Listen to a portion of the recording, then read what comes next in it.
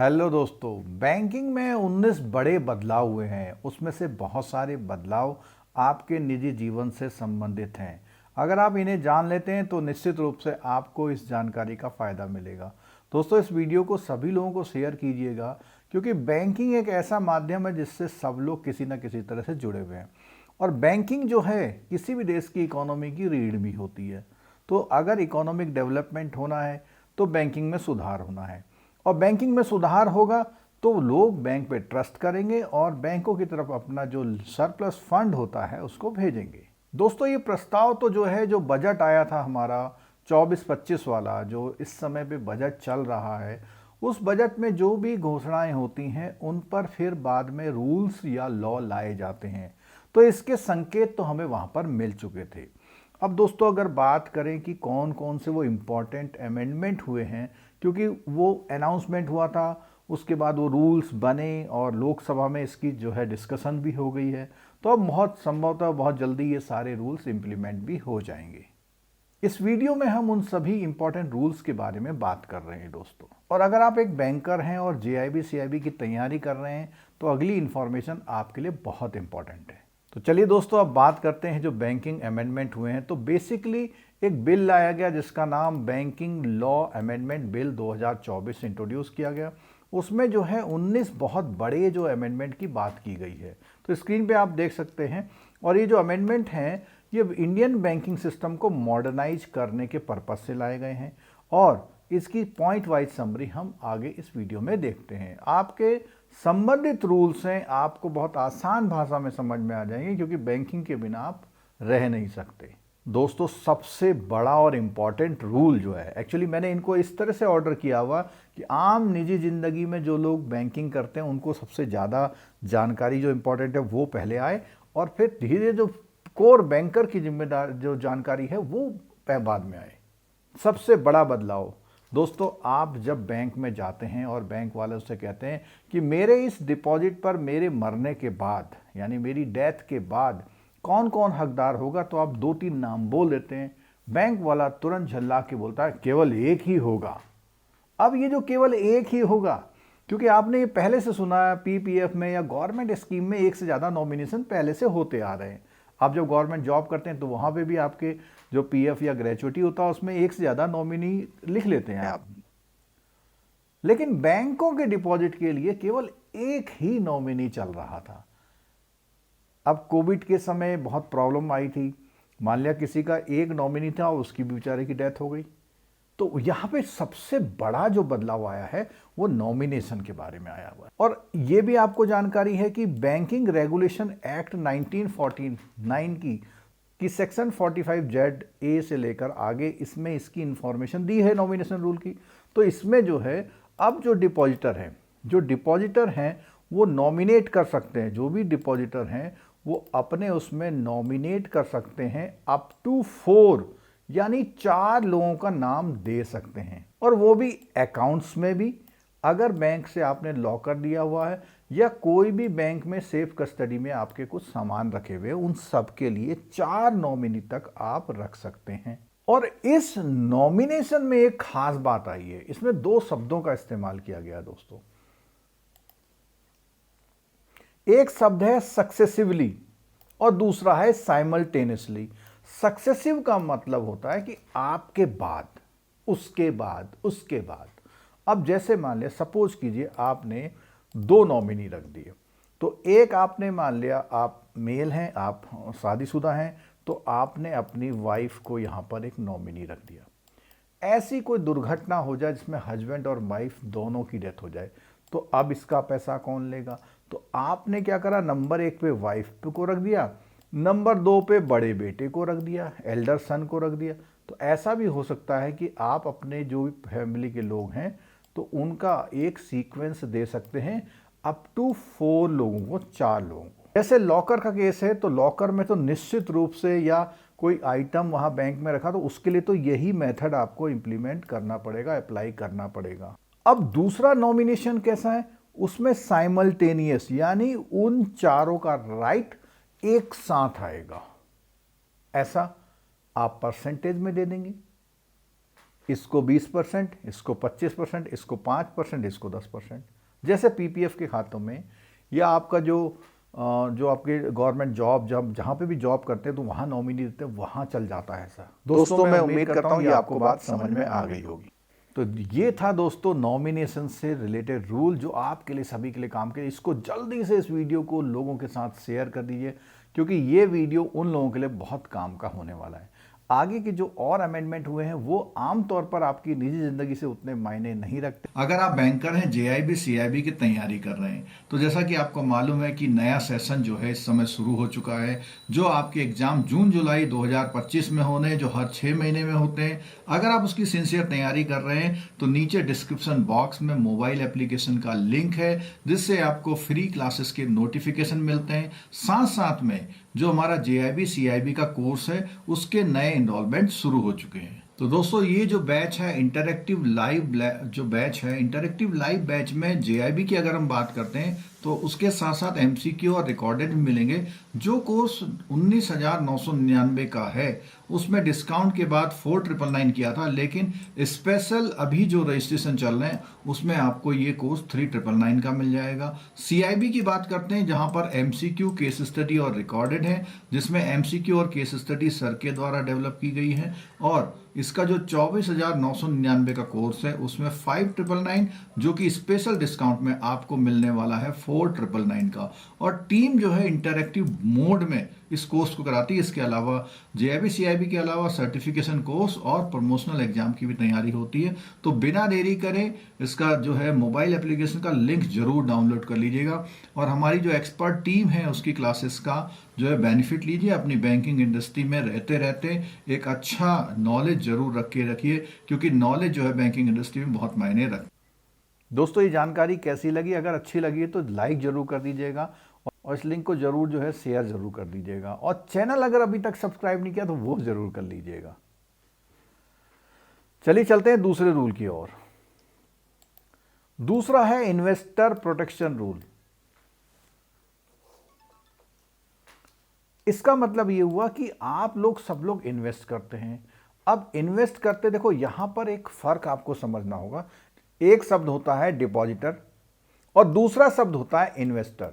Depositor वो होता है जो बैंक में जमा करता है, इन्वेस्टर वो होता है जो शेयर मार्केट या बॉन्ड्स वगैरह में इन्वेस्ट करता है, जो कॉरपोरेट के काम आता है, जिससे कॉरपोरेट लोग अपनी इंडस्ट्री को चलाते हैं।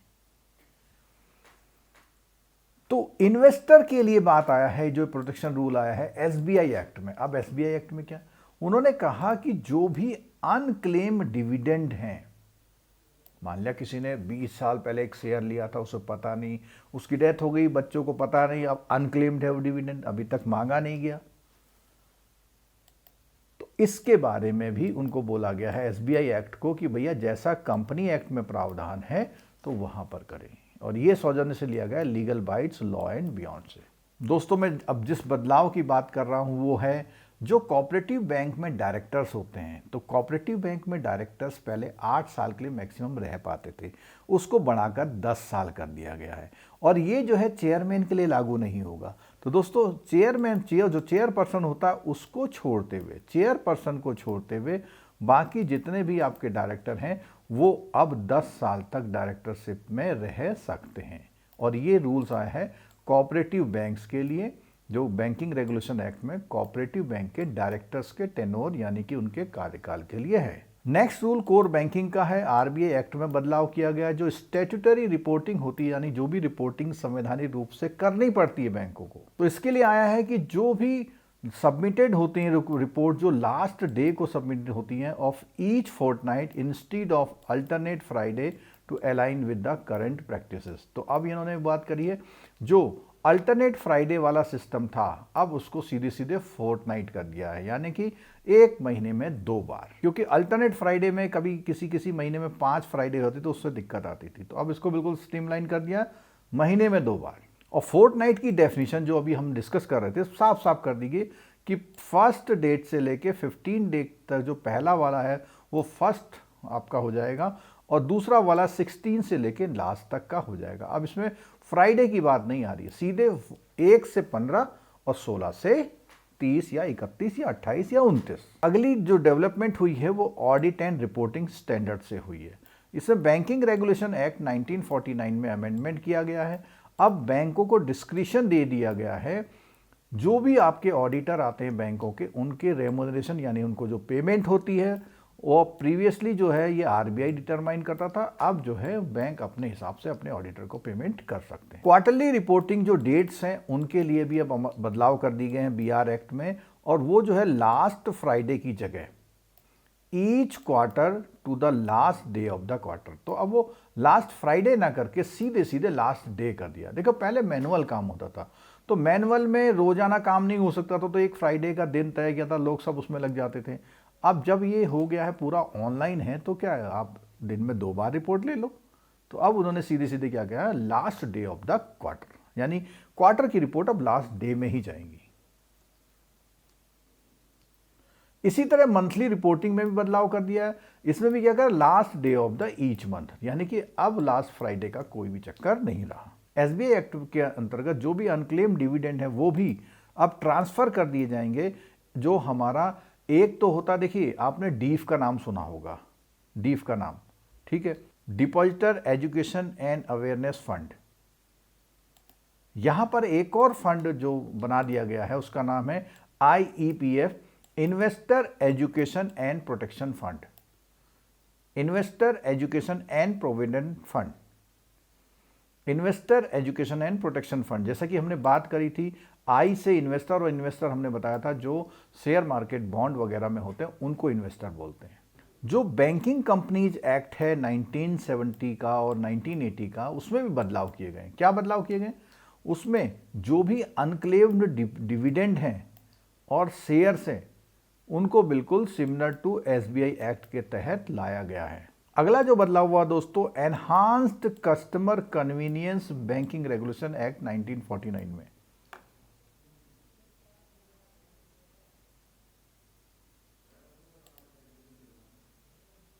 अब इसमें ऐसा किया गया, जो भी डिपॉजिटर हैं या कस्टमर हैं उनके कामकाज के ऑपरेशन को ईज करने के लिए, मतलब उनका काम आसानी से और जल्दी हो जाए, तो उसके लिए क्या किया गया है, एक तो सारा चीज़ की जल्दी हो, दूसरा इसमें अभी जो हमने पीछे बात की थी, transparent nomination process, interest on default penalties. अब कई बार क्या होता है, किसी की क्या है, आरबीआई जो है इम्पोज करता है पेनल्टी, ठीक है, तो यहां पे उन्होंने कहा कि higher penalty rate for defaulting on fortnightly balance requirement. अब फोर्टनाइटली बैलेंस रिक्वायरमेंट जो सीआरआर एसएलआर जो मेंटेन करना पड़ता है, उसके लिए अगर आपने मेंटेन नहीं किया तो हायर पेनल्टी रेट। अब हायर पेनल्टी रेट क्या होगे, यानी डिफॉल्ट जो आपने किया है, जितने की पेनल्टी लगी, अगर वो भी आप देरी से जमा करें तो उसमें भी आरबीआई क्या है, अब आपसे इंटरेस्ट चार्ज करेगा, नहीं बैंक से चार्ज करेगा।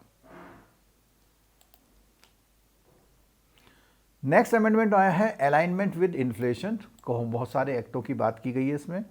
Adjustment in financial threshold to reflect inflationary pressure. अब जो हमारा ये महंगाई का, जो हमारा मुद्रास्फीति का जो प्रेशर होता है, उस प्रेशर को रिफ्लेक्ट करने के लिए अब उन्होंने क्या है, एडजस्टमेंट की बात करी है फाइनेंशियल थ्रेशोल्ड में। और क्या किया है इन्होंने, एंश्योरिंग रेलिवेंस और टू करंट इकोनॉमिक कंडीशन, यानी कि ये जो भी इन्फ्लेशन हो उसको इस तरह से वो किया जाए, जो भी इकोनॉमिक करंट कंडीशन है उसके अकॉर्डिंग इसको एडजस्ट किया जाए।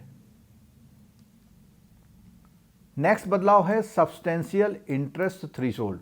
अब एक बात हमने देखी थी कि कहते हैं ना कि इंटरेस्ट माने ब्याज होता है, दूसरा इंटरेस्ट क्या होता है, दूसरा इंटरेस्ट होता है किसी के साथ आपका लगाव, कि मेरा इसके साथ इंटरेस्ट है। अब वो कॉर्पोरेट है, आपने किसी कॉर्पोरेट में इन्वेस्टमेंट किया हुआ है, तो ये मानेंगे इसमें आपका लगाव है। तो ऐसे लोगों के लिए उनको लोन देने की बात जब आती थी, या उनको उसमें कंपनी में शामिल करने की बात होती थी, तो इसके कुछ अमाउंट निर्धारित किए गए थे पहले। और 1967-65 में एक बार निर्धारित कर दिया गया था 5 लाख रुपए।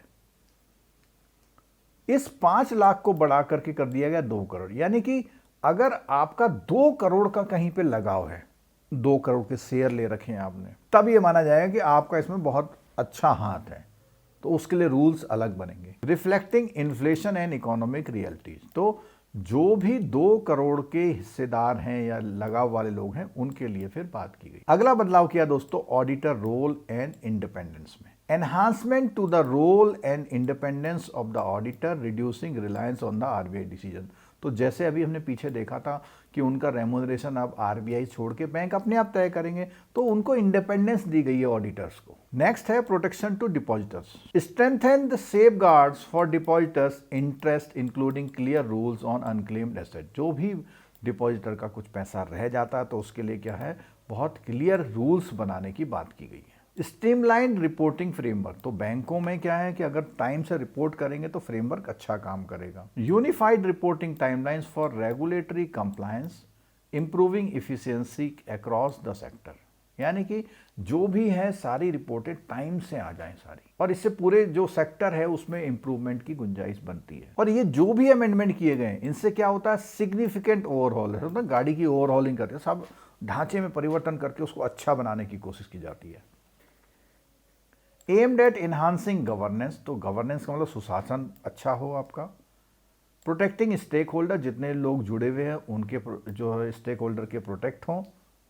And modernising the Indian banking system, तो ये 3 पर्पज खास हुए यहाँ पे। और ये जो सारी जानकारी थी इस वेबसाइट के थ्रू, और जो हमारी डिफरेंट वेबसाइट्स होती वहाँ से ली गई थी। तो दोस्तों ये हमने पूरी आपको जानकारी दी जो अभी बहुत लेटेस्ट चेंजेस हुए हैं। अगर आपको ये वीडियो अच्छा लगा तो दोस्तों के साथ शेयर ज़रूर कीजिएगा। दोस्तों वीडियो कैसा लगा कमेंट बॉक्स में ज़रूर लिख के बताइएगा। Thank you so much.